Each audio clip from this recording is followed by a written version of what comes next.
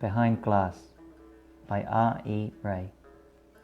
From a photograph, U.S. Air Force plane leaving Kabul, Afghanistan, August 16, 2021. The photograph doesn't show what happened before or the suffering after. There are no words to stanch the flow of blood, clear the smoke and rubble, lift the dead from the dust. Collateral damage. Terminology used when strangers die in war. Distant governments wage, leave orphans to clean up. Sorry, a word that means nothing. The nest outside. Chick rooks perch on the edge, mouths gaping. Behind glass we see them, hear nothing. Suffering is nothing we know outside this house.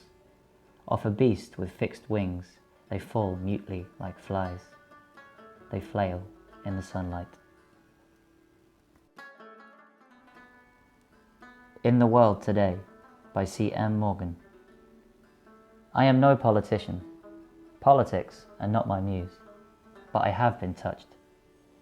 So surreal to sit comfortably at home while, in another part of the world, scared feet run fast, clutching what they can carry, evacuating with a heart pumping fast. Fear throughout their body, furtive mind searching, looking, locating a safe place. As military tanks, gunmen in cars eradicate homes, slaughter people for who they are. While I sip my sweet cup of tea, people are sitting, waiting for the knock on the door. They know violence is on the way. Yet my life is good. I feel guilty. How can I go about my day when Afghanistan has fallen to the Taliban today? Afghanistan's Sorrow and Resilience by Ray Doc. A land fought over from antiquity, its fertile plains and mountains steep, coveted and plundered with iniquity, its people slaughtered as helpless sheep. From Alexander through Genghis Khan, invading hordes without respite, killing all to the last man, sowing misery and plight. They in turn spawned ruling lords, but the circle didn't cease. Yet more came with thrusting swords, no nobler reason than to fleece. Empires came, then empires went, their legacy imprinted on its people, a motley quilt of rich descent, sullen faces altered by each sequel. So what now of this time of gloom, as darkness spreads once more? Freedom quashed, for thought no room, supplanted by only misery and war. And yet a shard of light may still exist, despite their new master's crushing hand. If these hardy people can persist, they may well in time reclaim their land. What is Left After by R.E. Ray.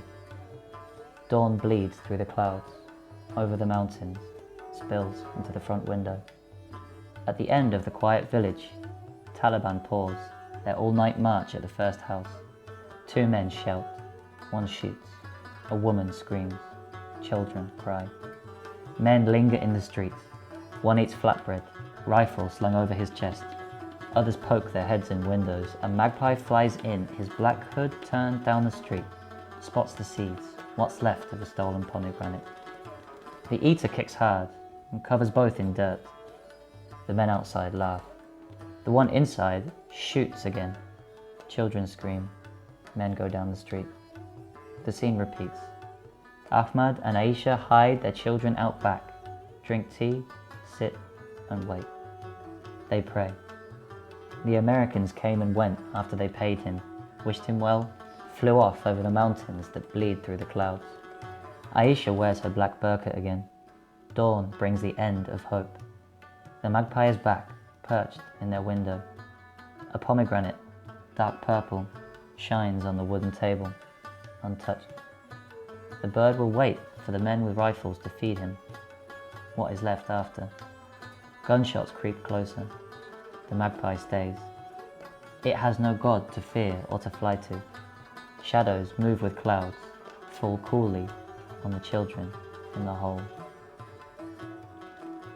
Peace Will Come by Neanderthal Man.